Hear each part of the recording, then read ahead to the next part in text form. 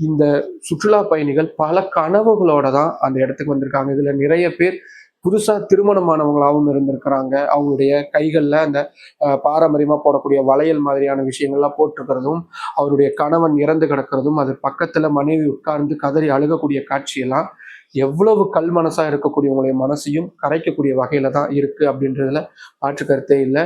இதுல மகாராஷ்டிரா மாநிலத்தை சேர்ந்தவங்க, கர்நாடகா மாநிலத்தை சேர்ந்தவங்க, ஏன் நேபாள் நாட்டை சேர்ந்த ஒருத்தர் கூட உயிரிழந்திருக்கிறதா சொல்லப்படுது. உத்தரப்பிரதேசம், ஹரியானா அப்படின்னு பல மாநிலங்களை சேர்ந்தவங்களும் இந்த தீவிரவாதிகள் நடத்தியிருக்கக்கூடிய கோழைத்தனமான இந்த துப்பாக்கி சூட்டில் உயிரிழந்திருக்கிறத வந்திருக்கக்கூடிய அதிகாரப்பூர்வ தகவல் படி நம்மளால் உறுதியாக சொல்ல முடியுது.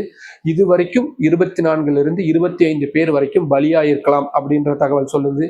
ஆனால் அந்த எண்ணிக்கை மேலும் அதிகரிக்கிறதுக்கான வாய்ப்பு இருக்கு அப்படின்னு சொல்லப்படுது. இதுல தமிழ்நாட்டை சேர்ந்த 3 பேர் காயமடைஞ்சிருக்கிறதா முதல் கட்ட தகவல் சொல்லப்படுது. இதுல மிக மோசமான விஷயம், அந்த காயமடைஞ்ச ஒருத்தர் 80 வயசுக்கும் அதிகமானவர். அவரால் பெரிய அளவுல எந்த எதிர்ப்பையும் காட்ட முடியாத ஒருத்தரை பிடிச்சு தீவிரவாதிகள் இப்படியான தாக்குதலுக்கு உள்ளாக்கியிருக்காங்க. அவங்க எல்லாருமே இப்போ தீவிரமான முறையில சிகிச்சை பெற்று வர்றதையும் பார்க்க முடியுது.